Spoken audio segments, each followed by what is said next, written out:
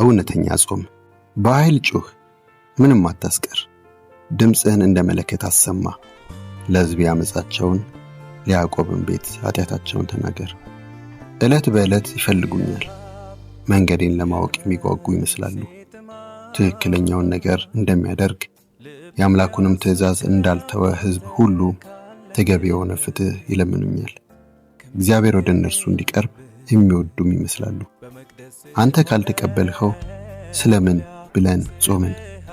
አንተ ከጉዳይ ካልቆጠርኸው ስለምን ራሳችንን አዋረድን ይላሉ። ሆኖም በጾማችሁ ቀን የልባችሁን ታደርጋላችሁ፣ ሠራተኞቻችሁንም ትበዘብዛላችሁ። ጾማችሁ በጥልና በክርክር በግፍ ጡጫና በመደባደብ ይፈጸማል። ከእንግዲህ ዛሬ እንደምትጾሙት ጾማችሁ ድምፃችሁ ወደ ላይ እንደሚሰማም ተስፋ አታደርጉ። እኔ የመረጥሁት ጾም እንዲህ አይነቱን ነውን? ሰውስ ራሱን የሚያዋርደው በእንዲህ ያለው ቀን ብቻ ነውን? እንደ ደንገል ራስን ዝቅ ማድረግ ነውን? ወይስ ማቅ ለብሶ በአመድ ላይ መንከባለል ነውን? ታዲያ ጾም ብለህ የምትጠራው ይህን ነውን? እግዚአብሔርስ የሚቀበለው እንዲህ ያለውን ቀን ነውን? እንግዲህ እኔ የመረጥሁት ጾም የጭቆናን ሰንሰለት እንድትበጥሱ፣ የቀንበርን ገመድ እንድትፈቱ፣ የተጨቆኑትን ነፃ እንድታወጡ፣ ቀንበርን ሁሉ እንድትሰብሩ አይደለምን?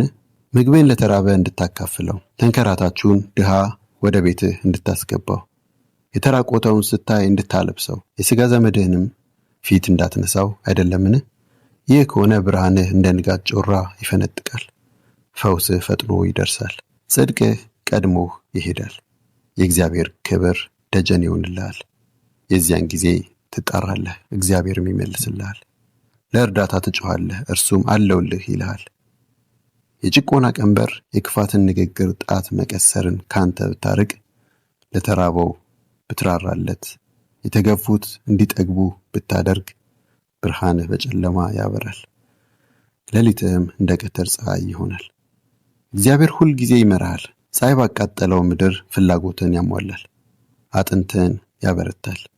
በውሃ እንደረካ የአትክልት ቦታ እንደማይቋርጥም ምንጭ ትሆናለህ። ወገኖችህ የቀድሞው ፍርስራሾችን መልሰው ይሰራሉ፣ የጥንቱንም መሠረት ያቆማሉ። አንተም የተናዱ ቅጥሮችን አዳሽ፣ ባላውራ መንገድ ከተሞችን ጠጋኝ ትባላለህ። እግሮችህ ሰንበትን እንዳይሽሩ ብታሳርፍ፣ በተቀደሰው ቀኔ የልብን ባታደርግ፣ ሰንበትን ደስታ፣ የእግዚአብሔርን ቅዱስ ቀን የተከበረ ብለህ ብትጠራው፣ በገዛ መንገድህ ከመሄድ እንደ ፈቃድህ ከማድረግና ከከንቱ ንግግር ብትቆጠብ፣ በዚያን ጊዜ ለእግዚአብሔር ደስ ይልሃል። በምድር ከፍታዎች ላይ እንድትጋልብ፣ የአባትህን ያዕቆብን ርስት ጠግበህ እንድትበላ አደርግሃለሁ። የእግዚአብሔር አፍ ይህን ተናግሯልና።